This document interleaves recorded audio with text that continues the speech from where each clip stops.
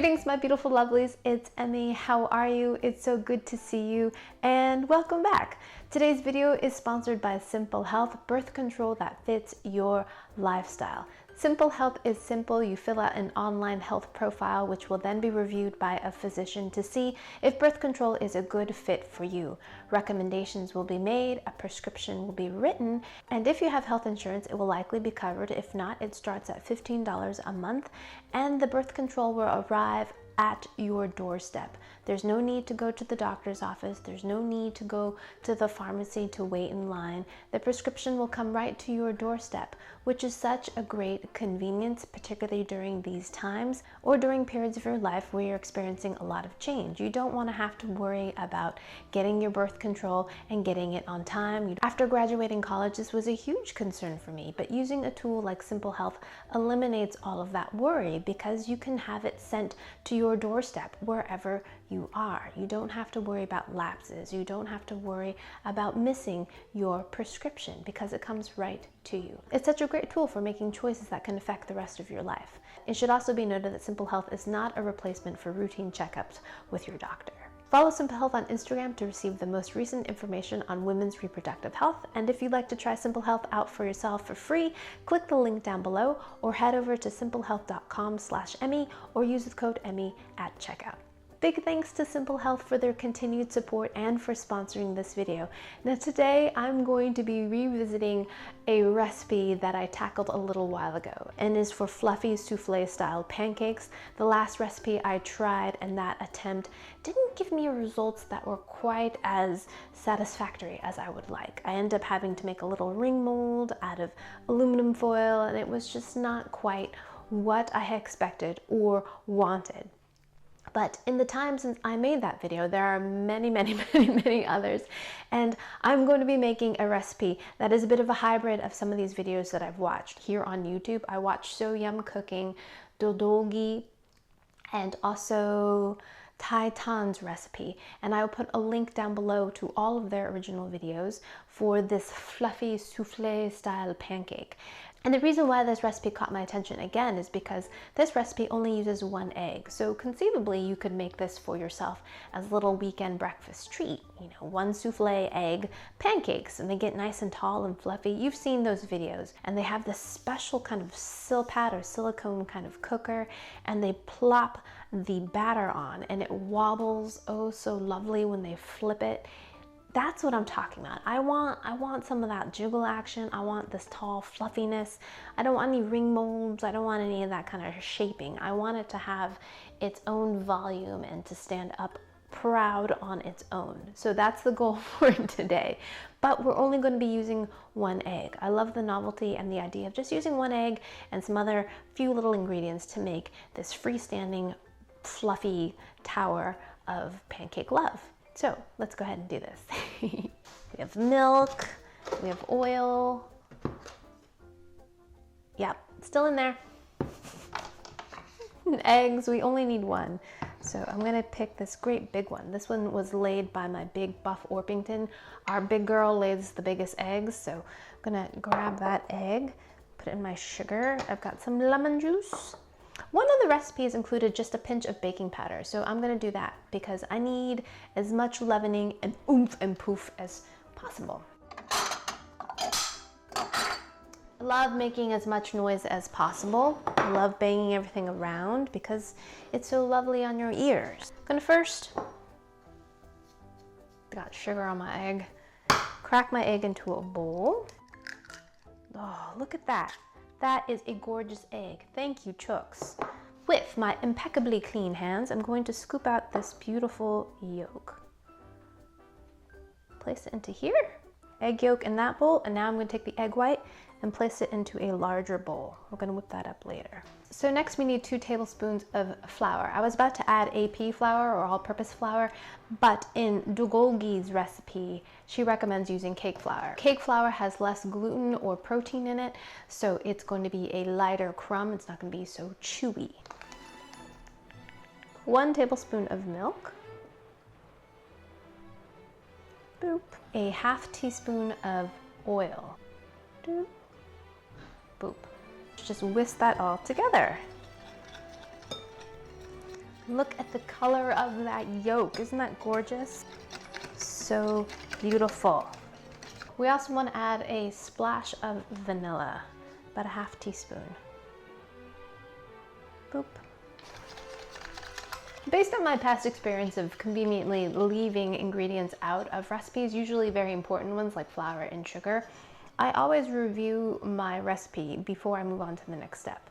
Milk, check. Flour, check. Vanilla, check. Otherwise you forget our ingredient and then your recipe doesn't turn out and then you're mad. For a little extra insurance, I'm gonna add a 1/4 teaspoon of baking powder. I'm gonna add that into the yolk mixture. And now we're going to work on the egg white. To this, we're gonna add a few drops of lemon juice. This will help to stabilize the foam. In 3 Times Recipe, they recommend whipping this at medium speed rather than doing it at high speed. Again, it's supposed to encourage a more stable foam. Let's do it. I'm gonna add a little sugar at a time. Rest of the sugar. So that is stiff. Yep. Now we're gonna add some of this meringue to our egg yolks. Whisk this in. There's no need to be careful about this at this point. We're just trying to loosen up the egg yolk mixture. I'm gonna add another 1/3. Gently stir this through the whiskers like this. Just gently let it fall through.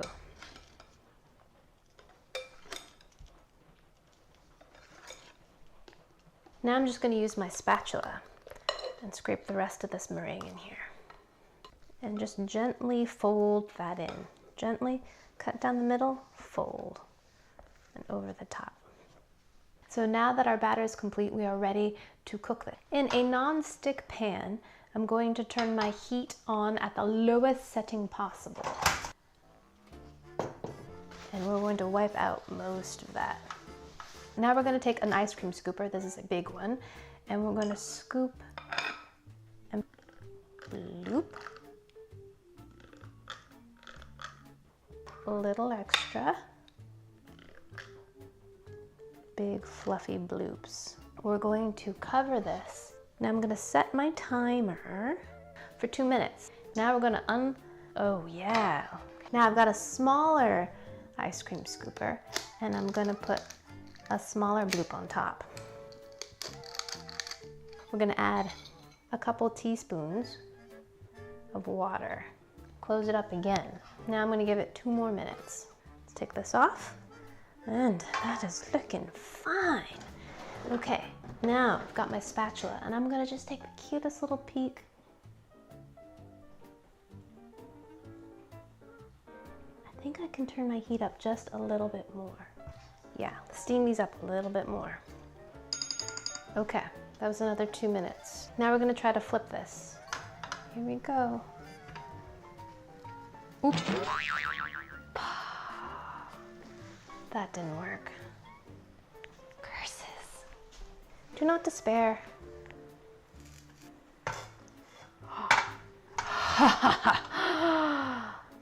All right, lovelies. So this one didn't turn out so great. But that's okay. We're gonna, you know, we'll do something. Little splash of water, 3 minutes. So this is the first time I've made this particular recipe. So I'm showing you all of my mistakes. So I suspect the pan wasn't quite warm enough to get that nice skin when you place the batter right on there. It forms that kind of crust so that it could flip it easier. So it was kind of cooking and browning slowly. I suspect, but okay, yes. So once your pan is preheated, it does a fine job of things. I'm gonna put a pat of butter on here. And there we have it, the fluffy souffle pancake. I can't wait to taste them.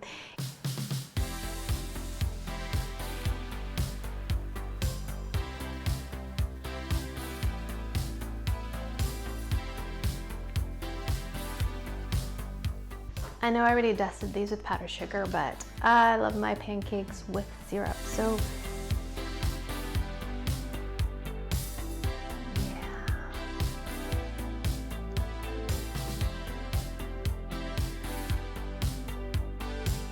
Alrighty, the time has come. Let's go ahead and taste our beautiful pancakes.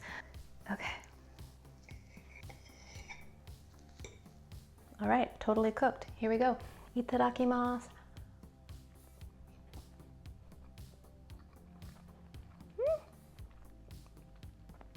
Very light and airy. Actually, it's kind of similar to cloud bread. It's light and fluffy, but it's also moist and fluffy. And I can definitely taste the maple syrup in there, but I can also taste the egg.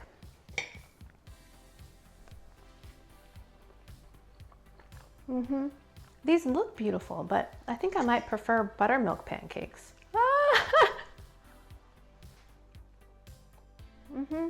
It does have all the signifiers and indications that these are pancakes. You've got the butter, you've got some powdered sugar, you've got maple syrup, but the flavor is quite eggy. So it kind of reminds me of an omelet more than a pancake in some respects.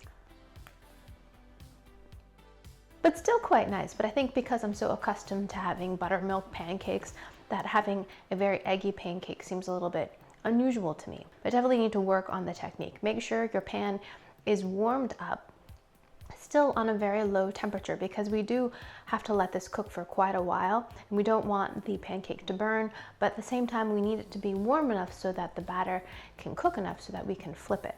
So learn from my mistakes if you'd like to make these. Alrighty, my beautiful lovelies, thanks so much for tuning in, and big thanks to Simple Health for sponsoring this video. If you'd like to try Simple Health out for free, click the link down below, or head over to simplehealth.com/Emmy, or use the code Emmy at checkout. Once again, thanks for joining me. I hope you enjoyed that one. I hope you learned something. Please share this video with your friends. Follow me on social media. I love hearing from you guys. Like this video, subscribe, and I shall see you in the next one.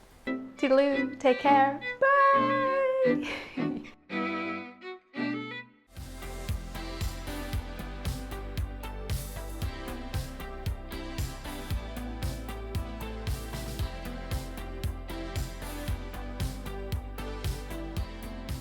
Pancakes and syrup. A couple tablespoons of butter doesn't hurt either.